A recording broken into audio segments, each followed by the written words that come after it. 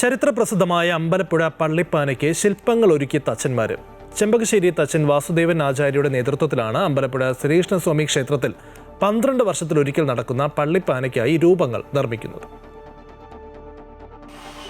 12 വർഷങ്ങൾക്ക് മുൻപ് അമ്പലപ്പുഴ ശ്രീകൃഷ്ണസ്വാമി ക്ഷേത്രത്തിൽ നടന്ന പള്ളിപ്പാനയ്ക്കും ശില്പനിർമ്മാണത്തിന് നേതൃത്വം നൽകിയവരിൽ ചെമ്പകശ്ശേരി തച്ചൻ വാസുദേവനാചാര്യയും പങ്കാളിയായിരുന്നു. ഇത്തവണ വാസുദേവനാചാര്യയുടെ നേതൃത്വത്തിൽ 10ഓളം തച്ചന്മാരാണ് പള്ളിപ്പാനയ്ക്കായുള്ള രൂപങ്ങളും പീഠങ്ങളും നിർമ്മിക്കുന്നത്. 75ഓളം അടയ്ക്കാമരത്തിലും ഇവരുടെ കരവിരുത് പ്രകടമാകും. പള്ളിപ്പാന ആരംഭിക്കുന്നതിന് 3 ദിവസം മുൻപ് തന്നെ തച്ചന്മാരുടെ നേതൃത്വത്തിൽ ശില്പനിർമ്മാണങ്ങൾ ആരംഭിച്ചതാണ്.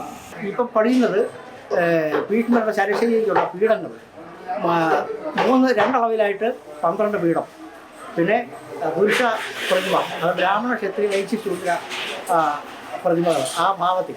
ഇലഞ്ഞി, പ്ലാവ്, കാഞ്ഞിരം, പാല, തേക്ക് എന്നീ തടികളിലാണ് ചടങ്ങുകൾക്ക് ആവശ്യമായ ശില്പങ്ങൾ നിർമ്മിക്കുന്നത്. പള്ളിപ്പാനയുടെ പ്രധാന ചടങ്ങായ ഭീഷ്മരെ ശരശയ്യയിൽ കിടത്തുന്ന ചടങ്ങിനായി രൂപം നിർമ്മിക്കുന്നത് തേക്കിൻ തടിയിലാണ്. 5 രൂപങ്ങളും 12 പീഠങ്ങളുമാണ് ഇതിനായി തയ്യാറാക്കുന്നത്.